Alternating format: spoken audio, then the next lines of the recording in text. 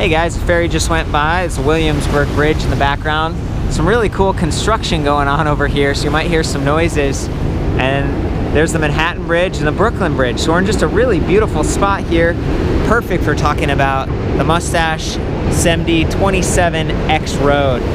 Okay, so this is, it's kind of a, what did you call it, Chris? Like, what was the? An all-terrain. All-terrain, okay. You know, it's, to me, as a hardtail, but having those knobbier tires, you got a little bit of suspension travel up front, suspension seat post. It's kind of like a go-anywhere commuter bike, and a little bit swept back on those handlebars, but ribbed grips. We've been riding this bike around, the Samedi, which I guess is French for Saturday. That's right. And then over here is the Friday, and I guess they spell that the same way. It's 27.5. So to me, these two bikes had a lot in common, but you'll notice that this one has the Schwalbe Supermoto X, a little bit smoother, like definitely road-oriented tires, ergonomic grips, Brooks saddle.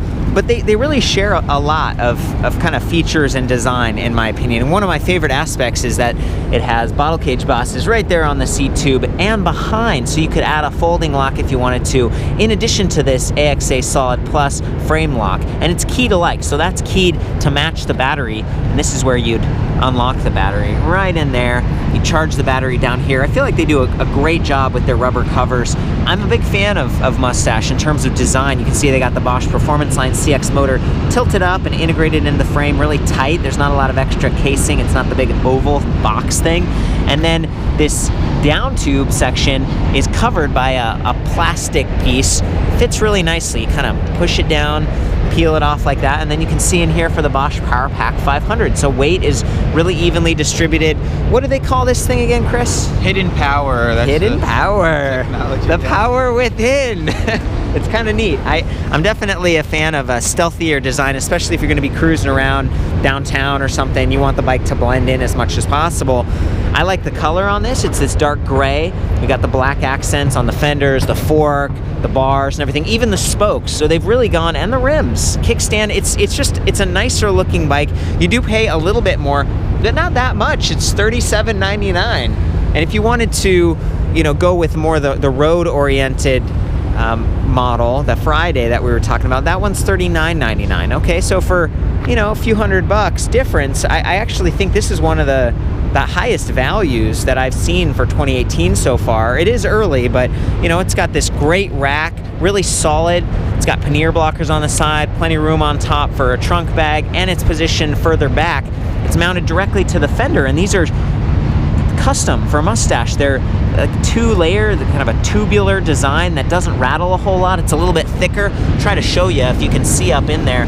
But they're really solid, and I like the way that this looks. It's still fairly sleek. You don't have the silver bars trying to attach, and that's part of what was allowing them to bring these seat stays lower. It kind of reminds me of Hi-Bike, actually. Hi-Bike has a similar frame where the seat stays don't always line up with the top tube, and the top tube's relatively low, so standover height on these can be a bit lower, but you still get that kind of masculine or stronger frame style. Of course, men or women could use this, and that's fine. But I personally, as someone with a little bit sensitive knees and hip issues, sometimes, you know, I think about, what if this is all loaded up? Do I really want to swing my leg over versus just, you know, stepping across? So having that lower standover height is nice. And again, bringing the bars back and giving you more of an upright body position.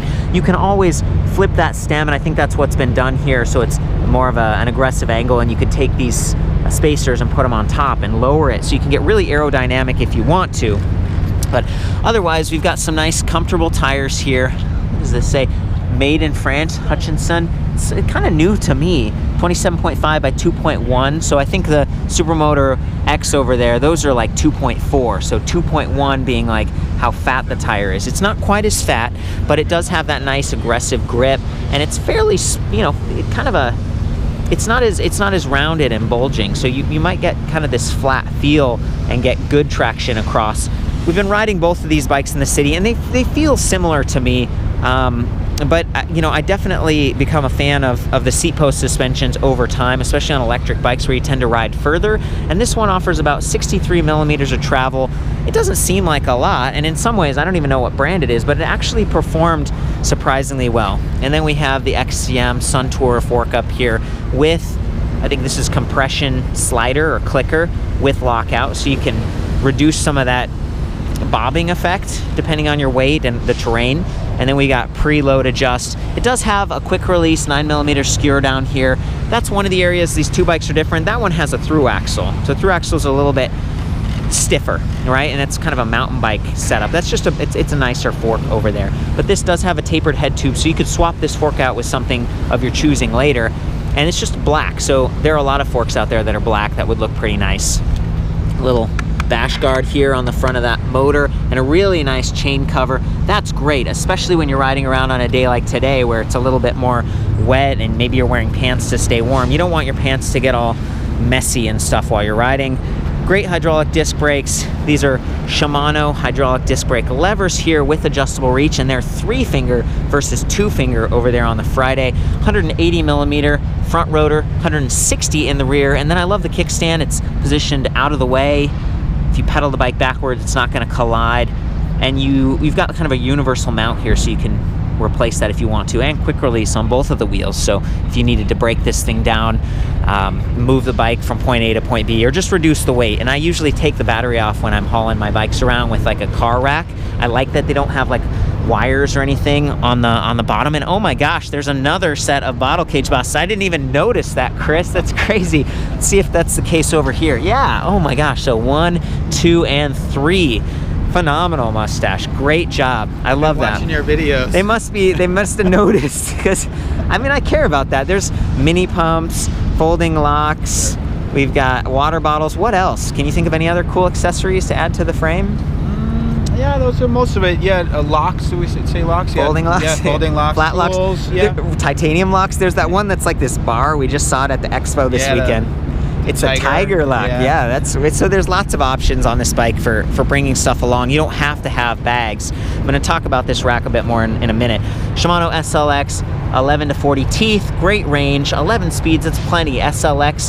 That's I think that this one is this a step down from XT? It is. Yeah, so it's in between Dior, SLX, XT. The other day I was like XTR, and that's So we're trying to do the hard work for you guys, give you some perspective. That's nice, good stuff. And it has the Shadow Plus one-way clutch. So in the down position like this, the chain's going to be a little bit looser, shifting might be a bit smoother. In the up position, that's like a mountain biking thing where you're going over rough terrain. It's just going to be a little bit tighter and maybe not as much slap. There isn't a slap guard on the actual right stay in there, but you're never going to see that because of this nice plastic chain cover. I like the pedals, VP, big, great traction, stiff. They blend in. Again, I just love the aesthetic. And then here's the front fender with those support struts, really strong, not rattling around a whole lot. I like that they also have integrated lights. So Ascendo by Spinninga. It's got 2 beams. It's mounted to the bridge on the suspension fork, so this might bounce a little bit more versus if it was mounted to the head tube up here, or maybe the crown of the fork, or up here on the display. And that's something they've done a little bit better over here, in my opinion. This one is the Supernova E3 V6S, 160 lumen. And see how it's weight? It's higher versus being down low. Maybe that's, and again, kind of like a cross-country off-road choice. And we do have an integrated light in the rear as well, Spinninga. Very good, very good. Chris had brought up, actually before we do that, integrated cables. It's all internally routed and stuff. Notice that this one just has kind of a normal stem. It's going to be a little bit more sturdy than this stem over here, but this is so cool. What was this called? It's like the quick lock or something? Yeah, that quick fold. Yeah, quick fold system. So basically you just push this forward. That is so cool. So again, coming back to commuting, like the big differences between these bikes, this one has the through axle, a little bit nicer fork. It's got the quick fold swivel, so you could lay this down or put it in your house a little bit easier. But that anytime you've got a pivot mechanism, it's kind of like locking out your fork. You know, if you want the most rugged like hardware, you're probably not going to do something like this. And I think that's why the off-road one, they did a more standard stem. What do you think? And I guess it's the scenarios which they anticipate people using them, that this might be more in that commuter environment where you have all different scenarios where you're storing the bike and stuff like that. Yeah. Where this is more the Saturday, go out for a ride some trails, this and that, and that's kind of the concept behind it. Okay. The other thing I should call out is both of these bikes have nice double wall rims with reinforcement eyelets down there, 14 gauge spokes. I already talked about how they're black. They really look nice. And then this mounting system, this is something that works with Ortlieb, and we actually brought a pannier. And I love that the pannier has reflectors built in for safety. Can you explain this, Chris? Yeah, so this is the Ortlieb QL3 system. So Ortlieb had another system called QL2, and basically it uses these like hooks that mount onto the rack. But the challenge with that, once you take the bag off the rack, then you have these big hooks. If you're putting the bag over your shoulder or something like that, they'll bump into you. It's kind of a little like pressure annoying. Points, right? Can you show the back of this one? So this one, you just basically pull this up here. Yeah. And then you can just slide it out like this, and the back is very flat. So this, you can actually put a shoulder strap on it, and if you're carrying it along the side of your body, it's not really going to bother you that way. Okay, and for those who already have like a QL2, I think you can remove these little nubs and just turn it into like a standard rack again. That's right. Yep. Okay, so that's cool. And so they both have that. That's neat. And a minute ago I mentioned reflectors. That's one thing that the bike doesn't have like quite as much going on the side. There aren't vents here to let the light out from the side. The rear light is a little bit better, but it's only like one LED. I'm going to turn the display on here. Boots up really quickly, and then I just press the light button. Lights on. Okay, so maybe you could see it a little bit from the side, right? But that's kind of it. The front doesn't have that, and the frame's silvery, but there's a lot of black, a lot of dark colors going on here. So I would recommend a light colored helmet, some light colored clothing, just to be safe if you end up commuting on your way to the trail or whatever with this. Sure. What kind of trail environments would you recommend, Chris? I mean, again, the suspension travel is a little bit more limited on this. The fork's, it's not an air fork, it's a coil fork. Yeah, so I think it's more like kind of rails to trail sort of stuff that we're commonly seeing in the States here, or just dirt roads, that sort of stuff where you need a little bit more traction. Yeah.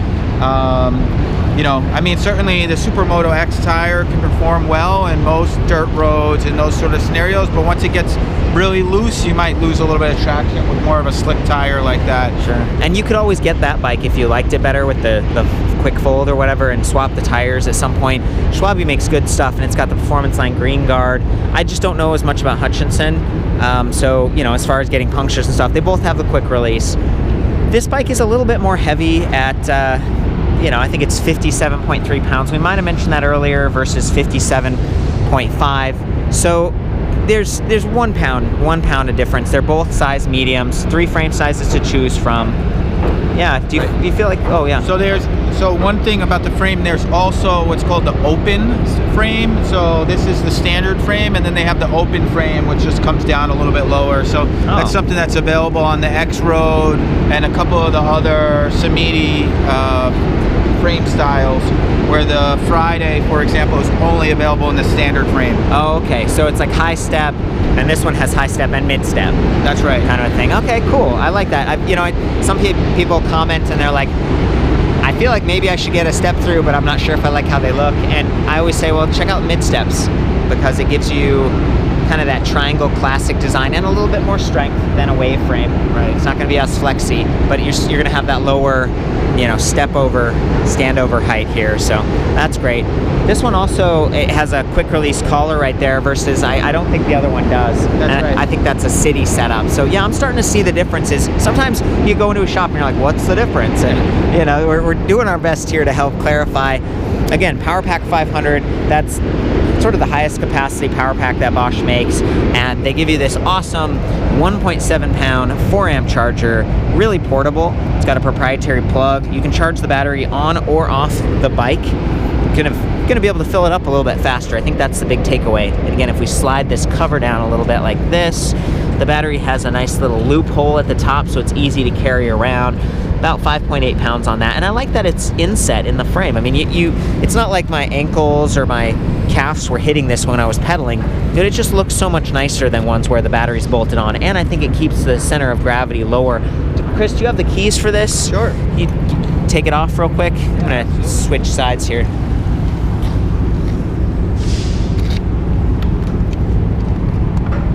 There we go. So there's the Powerpack 500. 36 volts, 13.4 amp hours. This is what it looks like inside. You got that nice padding going on and some wires run along the side, so it might make it easier for a shop to do. And then the bottom plug is just really well done. It's like, try to pull it out from this side. You help me out there, Chris? Look at that. Yeah, so this is nice. Like, I've seen some other plug systems that just don't seem as well sealed. And this system, this interface, is backwards compatible. So if you have a Powerpack 400 laying around, you could use that battery. You could toss it in your backpack, your panniers, and go further. You could extend your range. Maybe use this as a trekking bike or something like that. Absolutely. This is what the cover looks like, just a piece of plastic. I imagine you could get one of these if you lost this or something, like get a replacement. Okay, cool. And I believe the bike has like a 2-year comprehensive warranty with maybe 5 years on the frame or something like that. 5 years on the frame, that's right. Yeah, so not too bad. It's nice, you know, you pay a little bit more for a bike that comes from a shop, but in this case, just really a little bit. It's not, you know, $37.99. There was a time when you couldn't get any Bosch bikes for under $4,000, let alone fenders, lights, all this cool stuff. And they've even got a little bell, so I'm digging that. Chris, is there anything that you feel like maybe I didn't talk about? Yeah, no, I think that's most of it. I think the one thing about this hidden power thing, as you were talking about, the battery interchangeability and everything like that, as we start to see more technology like the Bosch power tube that's more integrated. But I think this really builds on that experience that people already have. They might already have a Powerpack, yeah, or it might be, you know, a couple that they share 2 bikes or something like that, and you can, you know, interchange these batteries. And lastly, the one other idea behind this is that if you're traveling, it might be more likely that the standard Powerpack batteries might be available to borrow or rent or something like that. And I think that for a bike that you're using to travel around, that's a really nice feature to have. Such a great point. Like people who are traveling from one country to another, and maybe they're going to fly their bike, but you can't really fly batteries. There's safety concern. But you can always find a Bosch Powerpack. Like they're everywhere, like all over the world, and they're going to be supported for a long time too. So I feel like this almost solves the Powerpack power tube issue aesthetically. It just looks great. I'm sure we'll see some awesome, you know, power tube stuff in the future, but this is great job, Moustache. Let's get back to how you operate this bike. So I already turned it on a second ago. It boots up very quickly, which I really appreciate. We've got a battery infographic at the top, so it says we got 2 out of 5 bars here. These are brand new, right? Like the bikes and stuff. So Bosch ships these bikes with the battery like 20%, 30% charged, and I think that's telling. If you're going to store your battery for a long time, you're not going to use it, keep it about half charged, and that's probably going to be the best. Also store it in a cool, dry location. Avoid extreme heat and extreme cold. That's what's nice about the battery, being able to take it off. Some batteries are difficult to get to. I feel like this is very easy. So I do wish that it gave you a percentage, because sometimes ticks, it's 20% increments, they leave something to be guessed at, right? Like, what if there's only one tick? Is it 20% or is it 0%? I wish I knew more. Over on the right, we've got our assist level, so we're in off right now, but we can go to Eco, Tour, Sport, or Turbo, and as we ride, there's going to be a little power chart that goes up and down telling us how much the motor is assisting us. And then down here, we have range. These menus can be cycled with that I button here or here. Range is cool because it's dynamic. It's based on the last mile of riding me, like here, actually like taking data samples. It's based on the remaining battery capacity and the assist level. So in turbo mode, it says, that's maybe 8 miles because we really don't have a full battery. I'd estimate with a full battery, you get 25 plus miles. Down to eco mode, that's the easiest, lowest level of assist, we're gonna get 27 miles. The peak range on this might be 70 miles? Yeah, somewhere in that area. I mean, I've seen people get as much as 100 miles plus, but it's, you know, being very conservative. And if you keep your speed down, if you're pedaling with a faster cadence, those are some of the details that can really help to improve the range. And that's a good point. This is a class 1 electric bike, 20 mile per hour top speed. When you start to go over 20 miles per hour, you lose a lot of efficiency. And so Bosch does have the performance line speed motors on some of the other bikes, but you know, especially we're in New York and where there's some legal questions. If you're out on a mountain biking trail, class 1 is the most it's like the most universal. Yeah, I mean, in most jurisdictions, class 1 is really just a bicycle, where some of the class 2, class 3, you start getting into different areas. Classifications. So some of the other trip stats we should look at here by pressing that I button are odometer, trip distance, clock, max speed, average speed, trip time. So there's just a lot that you can glean from this display. And then there's a light icon, so that lets us know that the lights are on right now. And then there's up and down arrows over here, and that would tell us to shift up or shift down to maximize efficiency. Like Chris was saying, the faster you spin, you're gonna make it easier for that motor. And it's already designed to be pretty efficient. There's a small sprocket in there versus a full-size chainring, and that smaller chainring, it spins 2.5 times for every single crank arm revolution. So there's a gearbox in there. It does create just a touch of drag.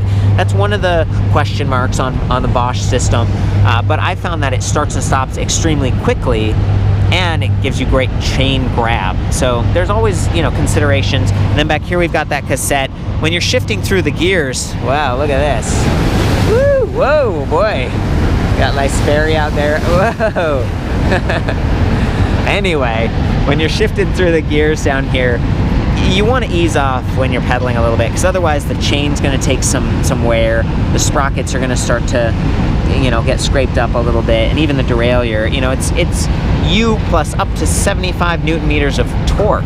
That's the CX motor, that's the mountain motor. It's a high torque motor. If you're really going at it and you're trying to shift gears, you're gonna wear your drivetrain out quicker. One thing that Bosch has that separates it from some of the other motors I've seen is it offers shift detection, which is basically like, it's very smart. I mean, it's measuring your rear wheel speed, pedal cadence, and pedal torque over 1,000 times per second, and it's mapping like, okay, this is their pedal motion. Okay, we got it. That's cranking. And then if they notice any other little fluctuation, that's the tension for the derailleur shifting your chain. It actually tries to, you know, pull back and turn the motor off just briefly, ease off, and that makes it easier on the chain and the drivetrain for shifting. So that's shift detection. It's not perfect, it's software driven, but they're trying to help you. And again, I'm trying to give you some advice about how to ride this, especially since this is the off-road version and we're using the CX motor. It's very zippy, very capable system. But you do have to shift gears in order to reach the higher speeds or to make that motor efficient. So just keep in mind that when you're shifting, you want to be thoughtful. The Sully Royal saddle here, pretty comfortable.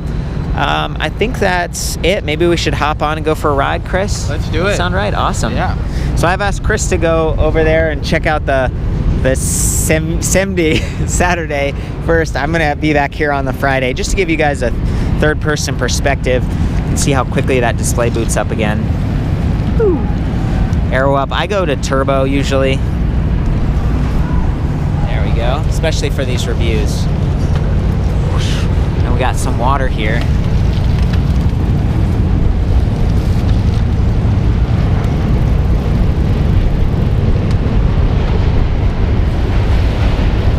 There you go. Going extra slow since this has got some people around.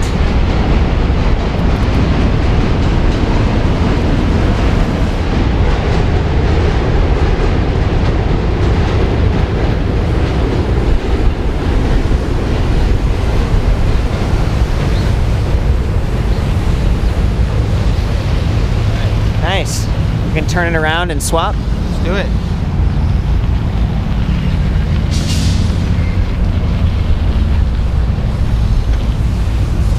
I could see a little bit of bobbing when Chris was riding there, and back to like compression adjust or locking it out. If you're on smooth paths, you know, you've already got a little bit bigger tires and some knobs, so that's one way to get that range that we were talking about, really maximize it. There's that headlight. Hey, I'm gonna go ahead and hop on this thing. I'm gonna put the camera down near the motor to try to give you guys a sense of how quickly it's starting and stopping, and I'll actually put a frame camera on later just to show that too. Yeah, I like the cockpit. Just kind of swept back like this.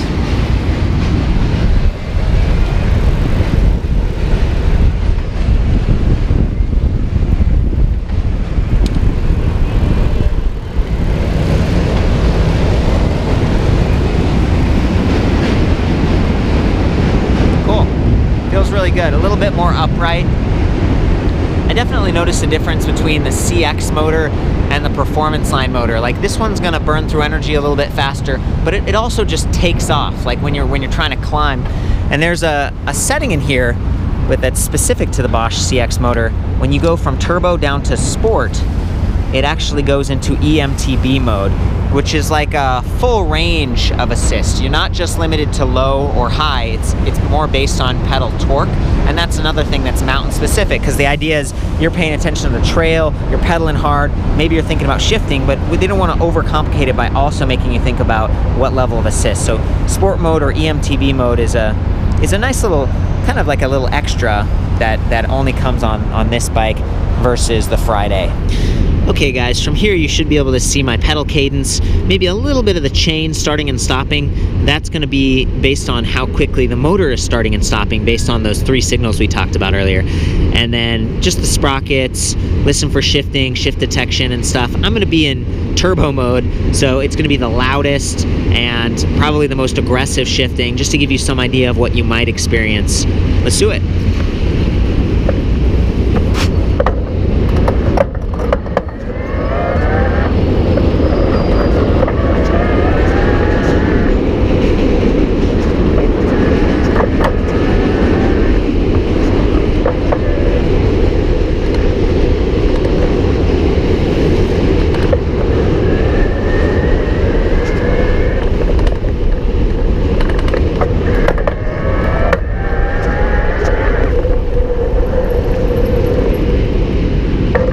Okay guys, from here you should be able to see the suspension fork. Gonna go over some rough urban terrain and just cruise around the city a little bit.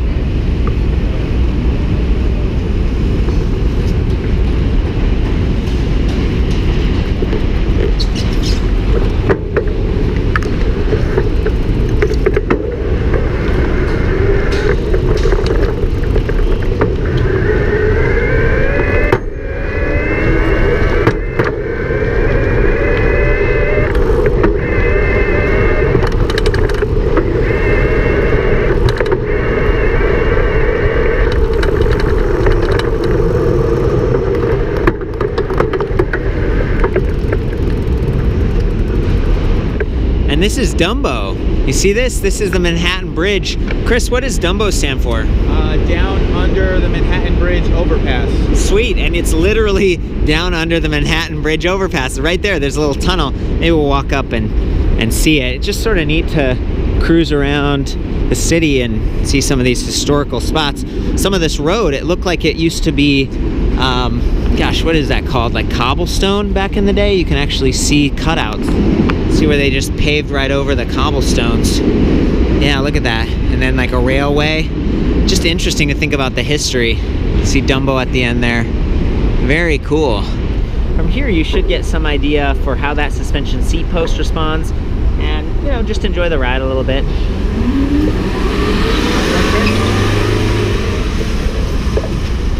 Lay down.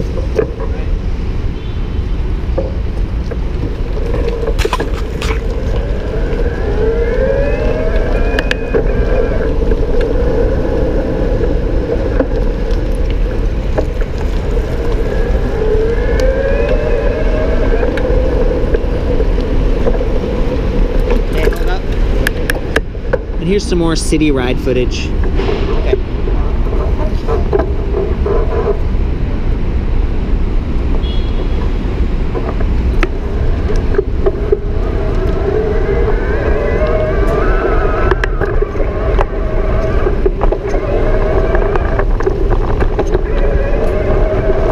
Oh, cobblestones.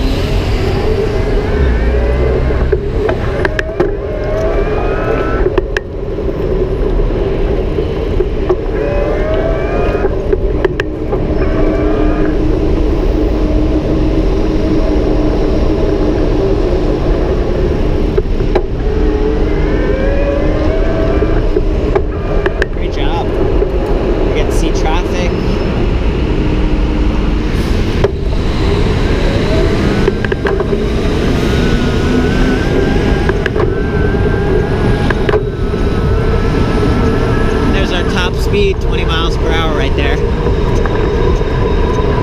I'm pedaling, and I'm up to 22 now, 23. I'm in the highest gear, 25, 26, 27, 28.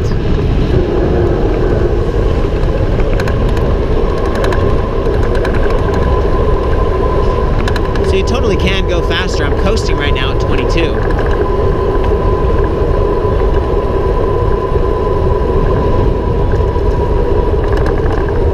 Also just feels very stable, easy to ride, you know, without hands if you want to, and tracks nicely.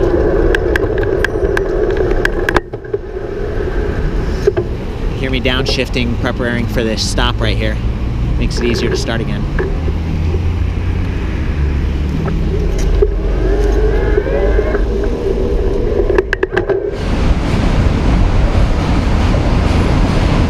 Sweet. Well, it's been a lot of fun. It's neat to see these bikes back to back and to do a really, you know, detailed comparison on the two, Chris. I appreciate your help. It's also fun to see the, you know, New York skyline and everything like that. Again, Chris owns a shop here in New York and Brooklyn, actually, called Propel Bikes. Imports these and some of the other European models. It's always fun to check these out. For the full write-up on the Samedi XROAD 27.5, I'll see you back at ElectricBikeReview.com. And again, I've measured all the specs and everything like that. I welcome your comments and feedback. Of course, have fun out there. Ride safe. Now that we're inside, I thought I'd show you how the display looks, because it is backlit. So see how it's that faint blue glow?